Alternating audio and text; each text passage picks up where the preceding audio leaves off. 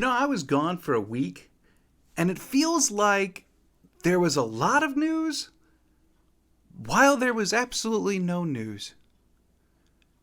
I think that's kind of the Packers offseason in a nutshell, actually.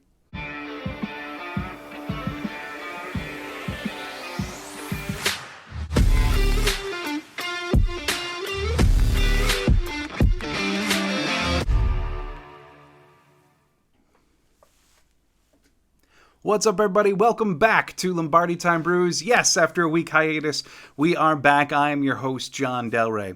We're going to be recapping a lot of different things that occurred over the course of the past week. Of course, nothing official. It's that time of year. This is all conjecture and speculation from a ton of different people. So I'm going to recap some of those things. Some we know are fact-based, others not as much. And then I'm also going to dive into the DeAndre Hopkins topic. Yes, as I'm sure you know by now, the Green Bay Packers are the Las Vegas odds-on favorite, depending to most bookies, that they're going to land DeAndre Hopkins in a trade. And so I dive into why that would look great and why that's not exactly feasible for a bunch of different reasons. Could they pull it off? Sure. But we'll dive into the mechanics of how that could look. So, first and foremost, welcome back to Lombardi Time Brews. It was very nice to have a week to dedicate to other projects and the rest of my life and everything, but I'm very, very happy to be back in front of the desk here and presenting to you. So first up on the topic for today, big congrats to Elton Jenkins making the Pro Bowl, filling in for Dickerson from Philadelphia. So Elton Jenkins now gets to go participate in the Pro Bowl games, not the official Pro Bowl, since they don't do that anymore. Number two that I want to touch on is obviously Aaron Rodgers is the talk of not just the town, but like every football town right now. Of course, Adam Schefter did what Adam Schefter does and posted an accumulation of sources type story on Championship Sunday, because it just wouldn't be a day that Adam Schefter can't take a little bit of that attention for himself and shed a little light on Aaron Rodgers. So here's what we know. Adam Schefter, in amongst others, all this reporting everywhere, right? Now the narrative is seeming to become that the Packers are preferring to move on from Aaron Rodgers. And that Aaron Rodgers is aware of how the Packers feel. Thus making a trade pretty likely, right? Well, and then Adam Schefter on Pat McAfee today said, well, it was much more based on, what league people believe, league sources believe. It wasn't anything fact-based. I don't have insider knowledge. So make of this what you will, but here's what I'm taking from it. And I broke this down right before in the last video before I took that week off, because nothing's really changed since then, is I think there's just too much smoke here for there not to be a lot of fire. We've seen this in past years, obviously, right? With Aaron Rodgers, the fact that he's going to request a trade, he's never going to play for the Packers again. Even Schefter himself saying that he's never going to play for the Packers again. And then, of course, that's always turned out to be false. But at the same time, the core of the reporting has always been pretty true. Aaron Rodgers was upset with the Packers. There was a real chance that he was never going to play for the Packers again. But what's different this offseason and what's striking to me is that between Peter King, Ian Rappaport, Adam Schefter, all of the reporting just feels too consistent. Now, all of them have different levels of credibility, different reputations, sure. But it just feels like across the media landscape, they're all saying things that are too similar for it not to be coming from somewhere. And that's kind of what I'm taking from it at this time. So, obviously, that's nothing, right? It doesn't mean anything. But the truth is, there's nothing to say right now. No one knows for sure. But things are a little too consistent to feel concocted or just pure speculation on their part. Well, the one other thing that I'm going to say about Aaron Rodgers, and this really came up last week on McAfee, because McAfee said, you're due $60 million next year. Okay, let's break this down. Aaron Rodgers is due to have a cap number next year of approximately $15.9 million. Now, for the Green Bay Packers, it's higher because of all of the pushing of dead money that they've done from his contract from previous years. But for any team that he's traded to, it's going to cost him $15.9 million on the cap with his contract as it stands right now. That is not at all a bad number for an acquiring team. Now, in future years, is it higher? Yeah, that's the way it works. But the trip up, and this is what they really didn't differentiate between, was the fact that Aaron Rodgers is not due $60 million in cap next year. He's due $60 million in cash next year. Yeah, just straight up cash. And so Aaron Rodgers, they went on to say, oh, well, there's a lot of teams that are very strapped since COVID. We've seen them do different things with contracts, such as restructures, void years, etc. And I'm sure if I were to come back, my number would be adjusted. And so many people took that to mean, oh, he's willing to take a pay cut. Wow, downright saintly Aaron Rodgers willing to take a pay cut and play football for less. But the truth is, that's not what he said. Keep in mind that a restructure, not a pay cut. Keep in mind that in most contracts, teams don't even need players' permissions to restructure. A restructure is surely just moving money around. Kind of the same thing with void years. It just elongates how long they can spread a signing bonus out for.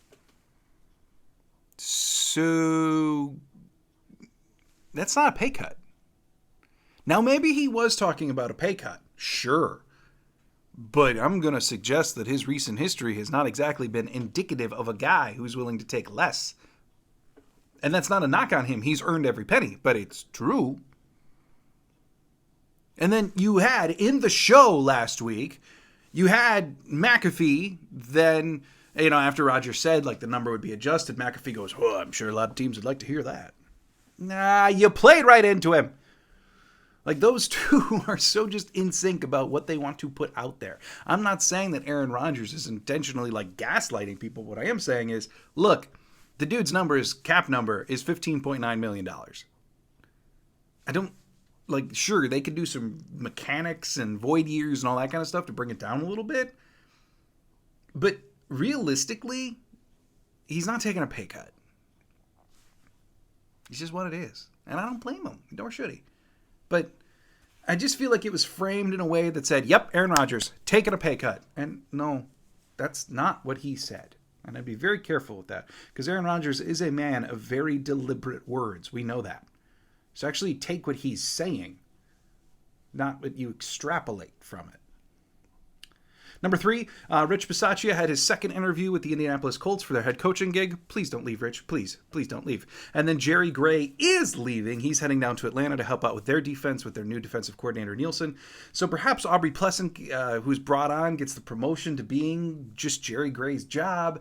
Perhaps it's a different internal candidate. Perhaps it's external. But as of right now, this is the only vacancy on the Green Bay Packers coaching staff that we are aware of. Nathaniel Hackett, of course, getting hired to be offensive coordinator for the New York Jets. And Mike LaFleur, getting hired to be the offensive coordinator for the Rams. So all of the conjecture that we had about, are we going to get him? Are we going to get Hackett back? Are we going to get Little LaFleur? No, they're gone. We getting nothing thus far. No help. In fact, Jerry Gray just left. So not a lot going on there. And then last update before I get to Hopkins, the salary cap for the 2023 season has been officially set by the NFL, $225 million for the salary cap next year. Now, depending on which source you believe, there's a couple different numbers about what the Green Bay Packers are at.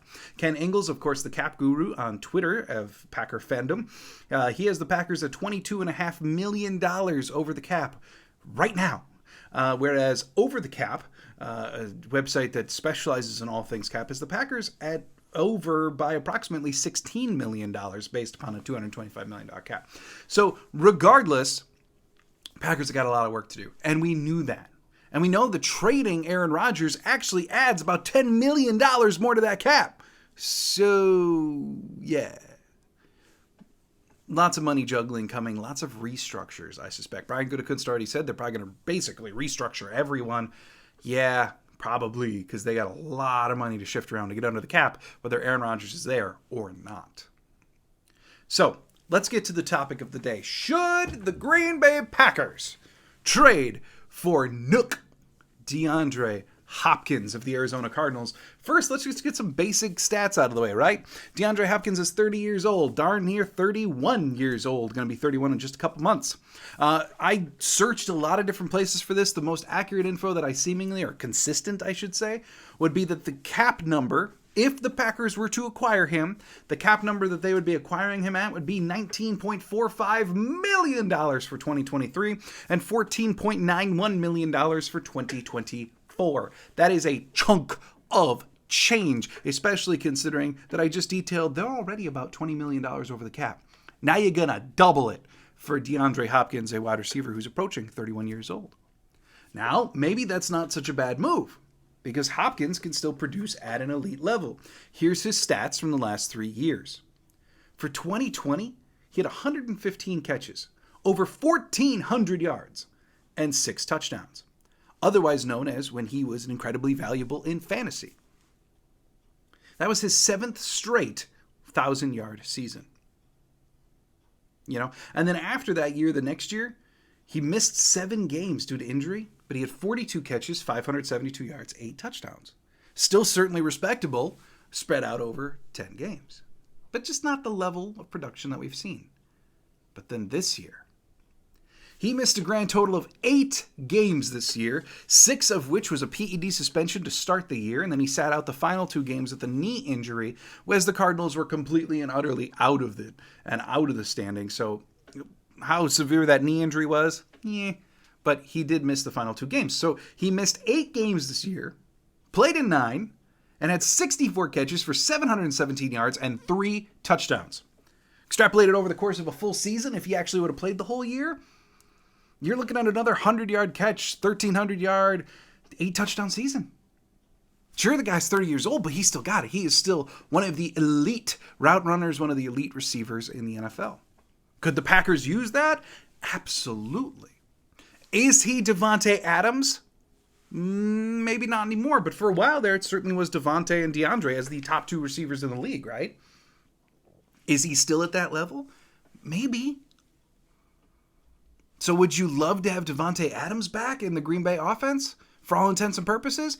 Yeah, of course you would. But there's a couple key questions here. One, how are you going to afford his cap? 2, the guarantees in his contract get less and less over these last 2 years. Most of the reporting out of Arizona says that he wants a new contract just as much as he wants out of Arizona. Not to mention the fact that he has a no-trade clause. So is he going to accept a trade to Green Bay given the uncertainty of Aaron Rodgers and Jordan Love? One Arizona beat reporter said that the teams that he preferred the most was the Los Angeles Chargers and the Jacksonville Jaguars. Well, what do they have? Young, top-tier quarterbacks and also receiving rooms that Hopkins wouldn't have to do it all by himself. They also were 2 playoff teams. Now, of those boxes, if the Packers move on to Jordan Love, they've got a young, talented quarterback. If they keep Aaron Rodgers, they've got an elite-level old guy. A wide receiver, sure, they're young and talented. They didn't make the playoffs. But still, it's the Green Bay Packers. So does Hopkins waive his no trade to come to Green Bay? Will Green Bay give him a new contract? How does his durability look, considering that he's missed 9 games over the last 2 years to durability concerns, and another 6 to a suspension, and all that money? One thing I can say is definitively, if the Green Bay Packers offense remains the way it is, regardless of who's at quarterback, be it Aaron Rodgers or Jordan Love, if you retain the running game the way it is, have Watson and Dobbs, and the offensive line, which towards the end of the year ranked as one of the best in football, to add a true number 1 wide receiver, the level of nearly Davante Adams back into the offense, regardless of how you patch the hole at tight end, now you're talking. But can they afford it? Can they afford the trade compensation? Because Arizona's not going to let him go cheap, even if it's widely known across the league that he's going to go. Because he does have options. We know that he wants Jacksonville. We know that he wants the Chargers, according to that beat writer out of Arizona. But also New England has been mentioned a ton because Belichick and DeAndre Hopkins go way back and have great respect for each other. Not to mention the fact that they've got a young quarterback, not as good as the other two, but they've got a young quarterback in Mac Jones, and they also have $54 million in cap room. Approximately $74 million advantage over the Green Bay Packers. So ultimately, at the end of the day, football-wise, does it make sense? Yes, absolutely, especially considering the fact that basically across the course of his career, DeAndre Hopkins is a pretty good run blocker for a wide receiver. Consistently grading in the low 60s. That's above average in the NFL. Allen Lazard, for context, who's annually revered as one of the absolute best in the league, is pretty consistently in the low 70s, according to PFF, with the exception of this year. So it's about a 10-point drop-off from Lazard to Hopkins in terms of run blocking, and yet you get a Davante Adams-level receiver back? Yeah, football-wise, that makes a ton of sense. But if you're the Green Bay Packers, you're not going to give your number 15 first-round pick to the Arizona Cardinals for DeAndre Hopkins. And that is rumored to be at least what they're looking for, is at least a low first-round pick. So maybe then you got to give your second plus other things. Considering how the Green Bay Packers draft in the third round, if the Cardinals want the next 10 third-round picks for the Packers, go nuts. But first or second round? Are you going to give up number 15 in round 1 for DeAndre Hopkins? I doubt they do, especially considering that they have several needs across the roster with how many players could be leaving. But if you trade Aaron Rodgers and get additional draft reinforcement, such as number 13 from the Jets or number 7 from the Raiders, are you then more comfortable dealing 15 or especially your second round pick? I would think you are. But if they trade Rodgers, does Hopkins still agree to come here? And how are you going to work out that new contract? So in spite of what Vegas says, is it possible? Yes. Is it likely? In my opinion, no. Now, sure, it could happen, but I would be very, very surprised given the facts. Now watch it happen tomorrow, but still, I don't think it's likely.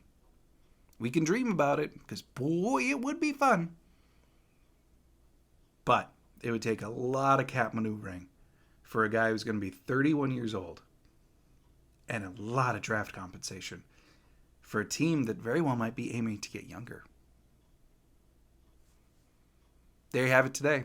I will be back Wednesday and Friday, hopefully with a couple of announcements with projects that I'm finishing up, as well as look at the salary cap and some other news items that we're going to have going on. So thanks for joining me on today's Lombardi Time Brews. I hope you enjoyed this show. I hope you're having a great day. Hope you had a great last week. And I hope you have a great tomorrow. I will be back on Wednesday. And as always, go Pack Go.